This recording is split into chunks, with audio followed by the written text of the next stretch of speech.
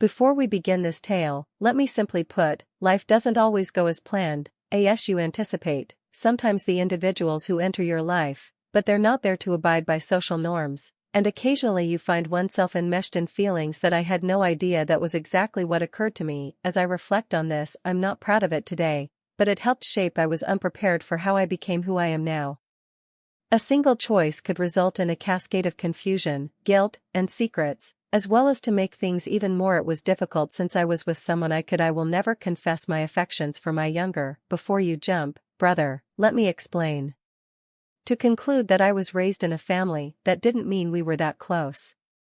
Yes, I am courteous, but not too warm. Liam, my brother, was 5 years my junior. I spent the majority of my life and I was in entirely separate universes. Concentrated on high school while still I was heading to college while watching cartoons. As he was just beginning his awkward adolescence, but when I arrived returning home after graduating or something, Liam was no longer the bashful, awkward child. I recalled that he had matured and abruptly he was no longer just my little brother. He was unexpectedly intelligent, polite, and charming, as if I were dreaming. How could I have been so captivated by things at first? To a person I had essentially assisted in raising, however, the sensation was there, indisputable, and one evening while we were sitting, we were unshakable. Beneath the stars in the backyard, it began nicely with just conversing. Enough nostalgia for my early years, recollections of making fun of each other for ridiculous activities we once engaged in, but he remarked, "You know, something stopped me cold." "I've always admired you," Liam said. Gently, "but it seems like I've been seeing you recently." Differently. I was at a loss for words. The heart was pounding, but it wasn't ought to have been. I chuckled uneasily and attempted to shift the conversation, but the air between us was filled with words. That was the first thing Liam said. That evening was sufficiently innocent, but it opened a door that I was unable to shut. Over the following weeks, things only grew worse. Complex, and I became aware of sentiments I had no business having. Emotion. Following that starry night, my attempt was to persuade myself that his remarks had no meaning. He was simply being emotional, perhaps a bit weird, but I secretly couldn't get rid of the way he gazed at me as though I were more than his older sister. I kept myself busy with my life job, apps, friends, or anything to preserve my mind occupied, but Liam always manages to discover a means to visit. He would drop by my space to discuss his day and linger in the kitchen as I prepared and took a short break. When we watched TV together, we were too near. And I initially allowed him, telling myself I was thinking too much about how families are meant to be near, correct? However, this was more than just intimacy, it was tension.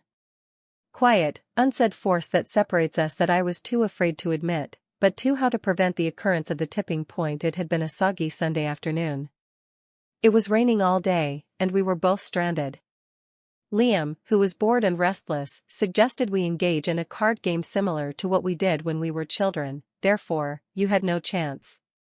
In an attempt to keep things light, "We'll see about that," he replied with a smile. As we laughed and told jokes, began to feel different each touch of his hand as he went by. The cards felt purposeful to me. I thought the look lasted a bit too long. My heart was racing, but not because of the game. I eventually arrived at to reach for the deck across the table, and it was so tiny when our hands touched it. But I felt as though I had electricity. Froze, and he did too. Our eyes met, and for a while, it seemed as though the entire "You feel as though the world has stopped, don't you?" he said in a low voice. I don't know how denying it in response felt like a lie. But acknowledging it would make a difference. "I have no idea what you're doing." "Discussing," I muttered, drawing my hand back and getting to your feet fast, but Liam pursued me because he couldn't let it go. Into the living room, his face seriously, he said, "Don't do that. Act as though this isn't occurring, it's incorrect. We can't do this, can we?" I blurted out. "Why doesn't he feel this way?" Contested. I am aware of our intended relationship, but I cannot control my emotions, and I don't believe I didn't have a response, so you can either. I just know that I felt as though I was being tugged in two different directions without, regardless of my path, someone would hurt, so I informed Liam that we couldn't communicate about it no longer. but the harm was the lines had already been blurred. And despite my best efforts, after that, I was unable to unfeign my feelings. Disagreements between Liam and me turned into complex, we never had direct communication regarding what had transpired, but it was constantly smoldering beneath the surface. Every look, every utterance, every instant we felt energized during our time together, as though we were dancing around something that was out of our reach. I made an effort to appear regular, but didn't exist if I spent too much money. Spending time with Liam, I felt bad about strolling in a tight RPP, and risking falling at avoiding him at any time felt like I was tearing away a piece of me. Most difficult aspect, he was making it difficult for me to maintain my distance. Liam began to look for reasons he would offer to spend more time with you, assist me with errands, and recommend that we watch a movie or simply relax in my room, and I wanted him there, which was the toughest part. We were watching a movie one evening and there was some romance in the living room. Drama for which neither of us paid much attention. Pay attention to the dim lighting, and the rain outside created a serene background for I can't even recall what the scene was.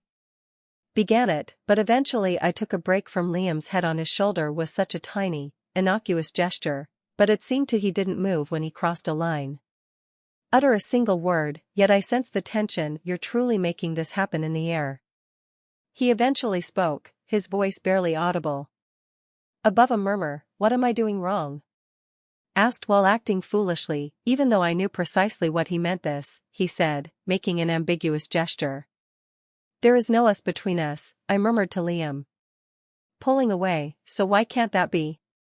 Does it seem like I'm missing something? An answer, so I got up and muttered something about getting exhausted earlier. I believed that going to my room would be the conclusion of the evening, but afterwards, I had a knock on my door. I truly don't feel like it, Liam. Importantly, he cut off his voice firmly. After hesitating, I opened the door. Entered and shut it after him. For a minute, we simply stood in silence. Between us, hefty and uncomfortable, regardless of who some believe, he stated while staring straight at. I'm interested in what you think. What do you think I can't do, Liam? My voice broke as I spoke, and it's not simply about us, there are repercussions. Our lives, our families, and everything we've constructed. It's unfair, it doesn't thing, he replied, approaching. I'm not requesting that you do anything at this moment, I'm just curious how you feel, honestly. His inquiry lingered in the air as well. Asking for a response, I wasn't prepared to acknowledge the truth would entail everything would be different, and there would be can't go back, but how long can I stay? I stood there lying to him and to myself. Liam's inquiry was frozen between us like a burden I couldn't handle. My heart was pounding, and every sensible, my mind was screaming for me to say no to putting a definitive end to this, but I started my voice, but I couldn't, Liam. Shuddering, I can't. I'm not sure that's, he said gently, his eyes not responding. Looked into mine, and for a second I felt fully revealed the truth, which I did experience at each time we spend time together. Every look, every word, everything felt changed since then, but how could I tell that? How could I honestly admit something so incorrect, something that could lead to destruction? We all realized that I couldn't do this. Said, you're already looking away. I didn't reply, he said. Instead, I turned away in a desperate attempt to clear some room between us, but I could feel him even as I did close the gap one step closer. He said, please, his voice breaking just a little. Tell me the truth, I must know that I'm not. I wanted to deny it because I was crazy. Inform him that this was not everything that he thought in his mind, but he was unable to speak. There was a deafening quiet between us, and I realized then that I couldn't maintain acting as though I have no idea how I feel. I eventually spoke, though it was hardly audible.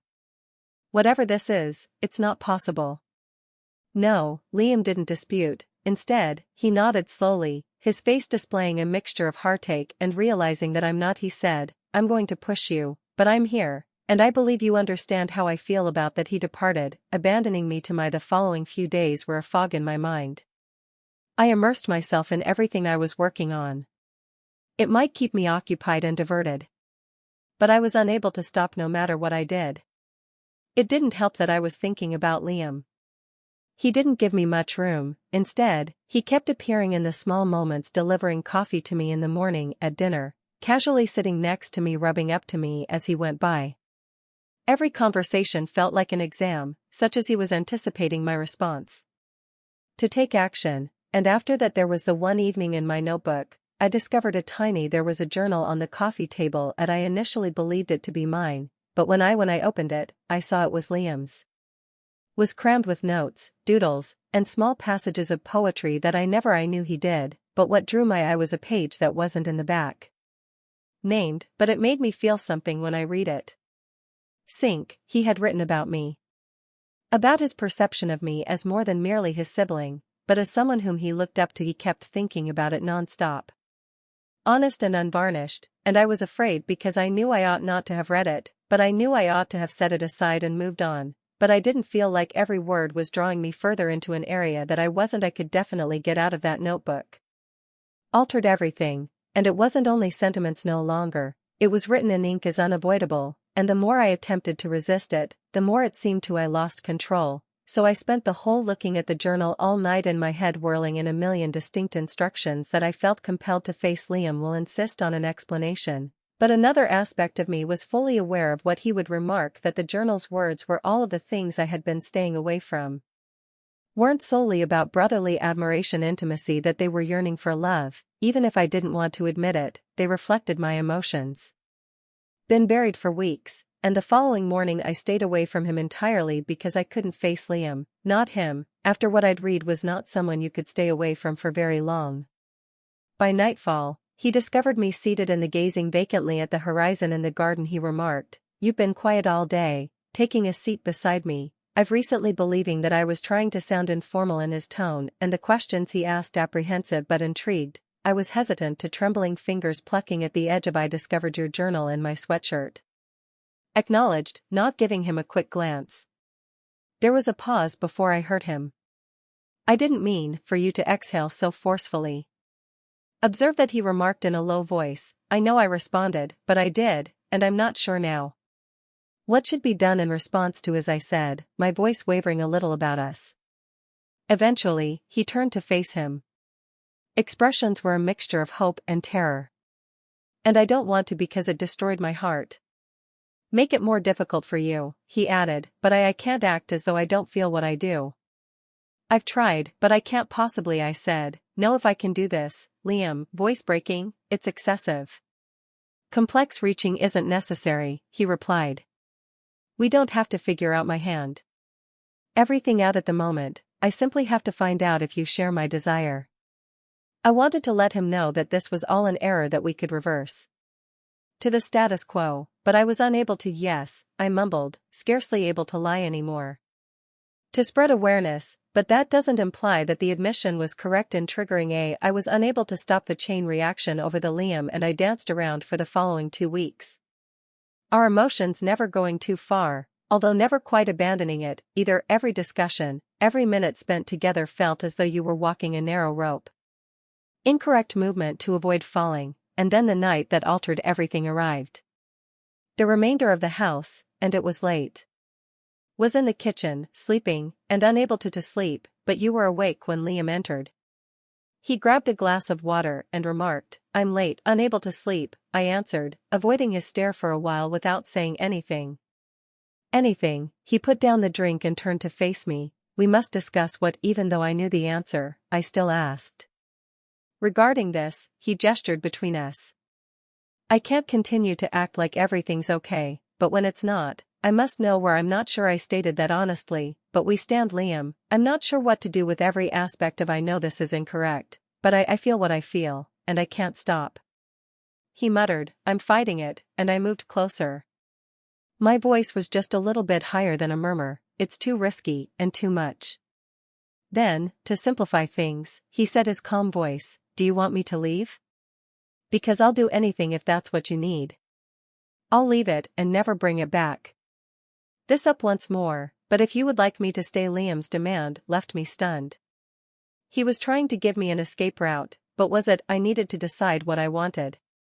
And I was aware that whichever decision I made there would not be able to retract Liam's statement. He stood in the meaning-laden air. His eyes are waiting for my response. My heart felt as though it was stuck on mine. This was the feeling of being squashed in a vice. The instant that everything would shift, Liam, I started speaking in some manner. Trembling, I'd rather not lose you, yet I am not sure how we'll manage this. Without ruining everything, that he Ed's expression, but his determination didn't. I'm not requesting everything to be figured out immediately, he stated, I'm only asking if you want me or not. To remain or not. Tears filled my eyes. I wanted to tell him not to leave so we can act as though this has never occurred, but in reality, I was unable to. I can't handle the idea of losing him. I briefly murmured, I want you to leave. He appeared as though he was incredulous at what he simply heard it. Without uttering a word, he took a step forward and wrapped his arms around me, but it wasn't lovely or implying that it was only for comfort and safety. And realizing that we'll work it out. Murmured softly, days, one step at a time. That came next was an odd combination of Liam, and I felt more relieved and afraid. Cautious with other people, acutely mindful of how our exchanges could be interpreted as at the same time, we began to discover place we could have an honest conversation without the crushing weight of secrecy, but the peace was short-lived. Secrets have an approach to illumination, and ours was not exception. One night when Liam and I were on the back, they were whispering. Ellie, our older cousin, left the porch. Unexpectedly, we both froze. Shocked, not knowing how much she had heard what was happening here, she inquired. She squinted at nothing I said. Far too soon. Ellie wasn't a moron. She gave us both a harsh glance, and I've noticed that you two have been acting strangely. She said for weeks, don't tell me it's Liam began to speak, but nothing came out. However, I interrupted him, and we've just been merely spending more time with each other. Remarked in an attempt to be informal, yeah, and that's why Ellie's response to you is strange. Before what, two were never thus close. Changed, I experienced a rise in chest panic. The last individual we wanted to suspect anything, she was frank and perceptive. And had no trouble criticizing others. I forced a laugh, but nothing changed. We simply get along better these days. Ellie didn't seem persuaded for a few days, but she left the topic for a time later. Liam and I sat in my room that evening, the tension between us. She clearly knows something's wrong, I said. I hardly raised my voice above a whisper. Take care of it, Liam said. This is how I asked, my voice breaking. It's difficult enough without someone scouting about in case she discovers. What happens if she informs someone? He stated firmly, figure it out, but I'm not leaving simply because things are. When things became challenging, his resolve was reassuring, but the worry persisted. Ellie was not someone who was chewing at me. Let things go, and I was aware that it was just a matter of time before she began to inquire. The walls were closing in, and there were more questions. And I could sense how heavy the secret is closer than ever. We had made our decision, Liam and I, but could we endure the repercussions?